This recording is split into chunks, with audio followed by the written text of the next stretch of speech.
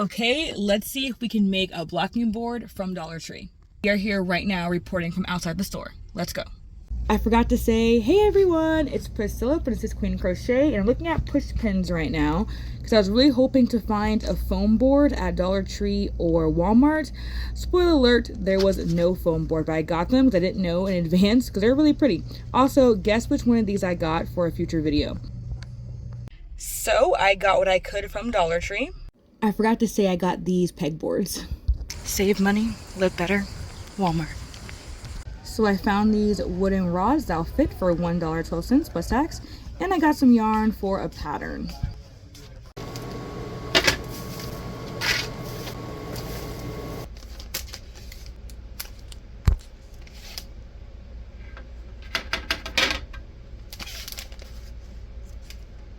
So they have these little peg things that are supposed to make them fit together. This, to be honest, they don't work.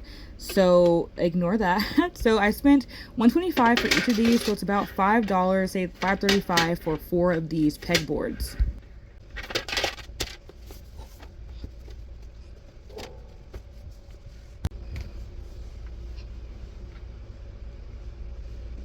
Okay, so here we are. I'm going to lay this on here as best as I can.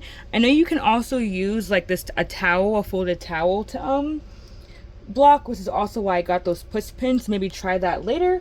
But right now we're just going to try using the wooden dowels to do this. So let's go ahead and put these in. Okay, so we're gonna try this. See if y'all can see. I'll probably put it above again. I'm going to try to, this might not be able to be centered, so I'm just going to stick this here. And I have no idea that's going to stay. But we shall see. Let me get this corner.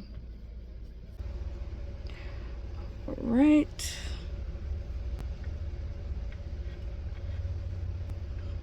Yeah, once again, not sure how these are supposed to stay in place. I kind of got more than one so I could stack these pegboards, but we can't really stack them in this instance. So let's see if we can do the best we can. I'm kind of putting them at an angle like this outward so that they kind of just stay in place. Put one right in the middle of that hole there. Yeah, let me try to like actually center this.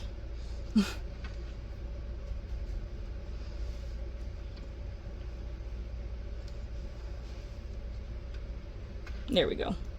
I know it's kind of lopsided compared to the pegboard. I probably shouldn't have did it that way, but yet here we are. I think this is kind of how I want it. And my steamer is ready, so let's do the job. I'm like scared.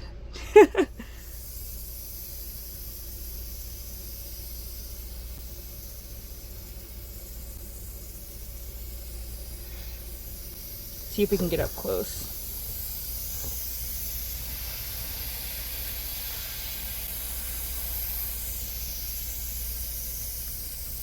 I'm going to stretch, I stretched the bottom a little bit more. You know, we're going to put this on turbo. We're going to try the turbo setting. Just so you guys know, I'm not touching the steamer on the bandana. I'm about 1 inch above it. Oh my gosh, sometimes the turbo setting spits, so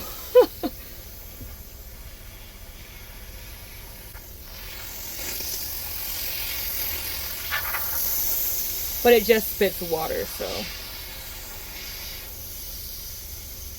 1 minute later.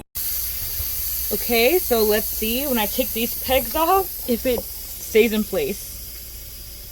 Kind of. Also, I don't really know what I'm doing, so we'll keep that in mind.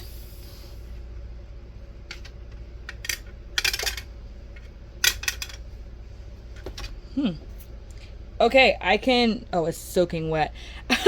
I can definitely say that this is laying a lot more flat than it was before. I'm going to do it one more time to kind of straighten this out, and we'll do that last. Not gonna lie, steaming this is pretty satisfying, especially knowing that it actually works. So I'd say you should definitely give it a try. All right, let's remove it. Woo. Oh my gosh, yay! It's exactly what I wanted. And here's how it lays now. Just awesome, perfectly drapey, exactly what I wanted. Hopefully, am I close enough to the screen? Can y'all see?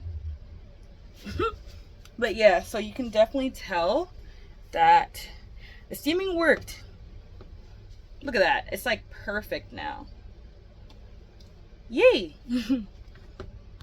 You can see in the after picture how much it has kind of flattened out and elongated, and the steaming just worked absolutely perfectly. Check out that sunset. It's absolutely beautiful. So that was my first time steaming. I think it turned out pretty well. I'll link everything I bought below that I used today. It will probably do another video trying out the pin cush, the pins, and the towel. So anyway, thanks so much for watching. Watch this video or this video next. Have an awesome day, my crochet kings and queens. Bye.